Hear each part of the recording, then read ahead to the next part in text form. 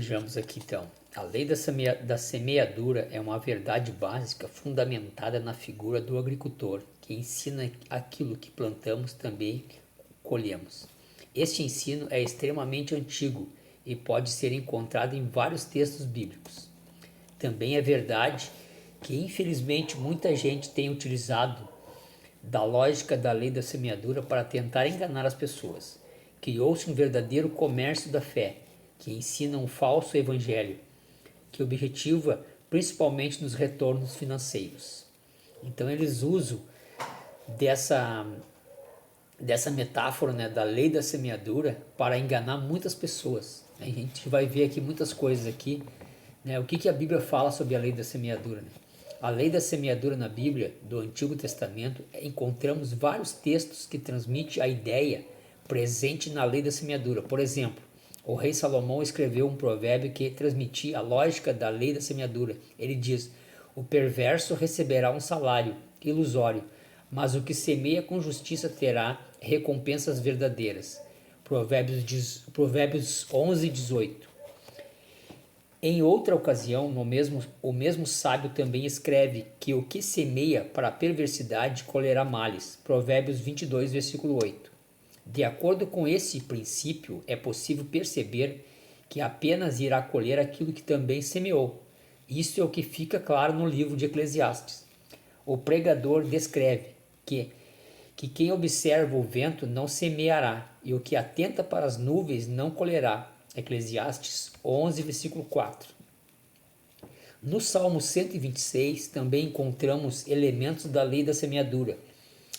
Nele o salmista mescla louvor pelo livramento de Deus, lamento pela situação do povo e uma enorme confiança na providência de Deus, expressando sua certeza de que Deus mudaria a sorte do seu povo e substituiria o sofrimento pela bênção. A frase mais significativa nesse sentido transmite a figura da semeadura. Nela o salmista enfatiza que os que com lágrimas semeiam, com júbilo também ceifarão. Salmo 126, versículo 5. O profeta Oséias, confrontando a idolatria da nação de Israel e as alianças indevidas, destacou a relação entre o pecado e o castigo, no sentido da causa e efeito, ao dizer que porque semearam ventos também ceifarão tormentas. Oséias 8, versículo 7.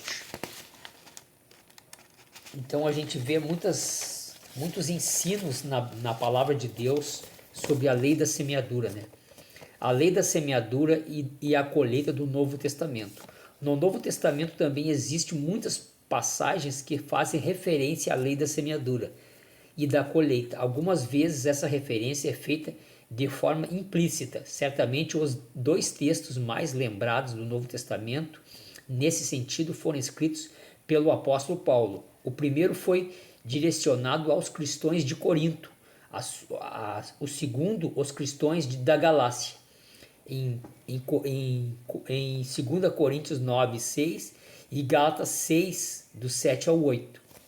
Esses dois textos são essenciais para entendermos realmente o que é a lei da semeadura e da colheita segundo a Bíblia. Ao mesmo tempo, também é fácil perceber que a lei da semeadura definitivamente não é no texto aos Coríntios. Paulo trata da necessidade das contribuições no auxílio aos crentes pobres de Jerusalém.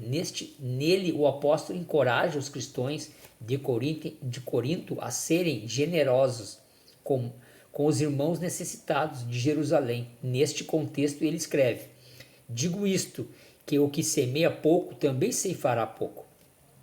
Já no texto aos Gálatas, após o apóstolo fazer uma grande exposição sobre as obras da carne e sobre os frutos do Espírito, Gálatas 5, ele fala sobre o auxílio mútuo e a responsabilidade pessoal, lá em Gálatas 6. A partir do versículo 6, ele ensina que o homem ceifará aquilo que plantou, enfatiza a responsabilidade humana. Com base nesses dois textos, podemos considerar alguns pontos básicos sobre a lei da semeadura e da colheita. Vejamos a seguir. O significado correto da lei da semeadura. A lei da semeadura e da colheita tem sido um dos principais argumentos de quem defende a teologia da prosperidade. Segundo tais pessoas, se alguém semear financeiramente, é claro, em abundância, irá colher em abundância. Obviamente que o que semeia pouco, neste mesmo sentido, também ceifará pouco. Geralmente se utiliza o texto citado em 2 Coríntios para defender tal ensino. Ele completa o seu raciocínio no versículo 8 ao dizer: porque que semeia na sua carne, carne ceifará corrupção, mas o que semeia no espírito ceifará a vida eterna. Gálatas 6, versículo 8. O primeiro grupo formado pelos que ensinam que semeiam na carne são aqueles que deixam a velha natureza decaída e corrompida pelo pecado, seguir livremente o seu curso. Já o segundo grupo é os que semeiam no espírito. São os que vivem pelo Espírito Santo, ou seja, a sua liberdade está em ser guiado pelo Espírito Santo. Gálatas 5, versículo 18. A diferença entre esses dois grupos é o que semeia primeiro, encontrará a destruição e o tormento. Já o segundo colherá a vida eterna, a parte do Espírito, porque as pessoas são guiadas pelo Espírito Santo, não são guiadas pela carne.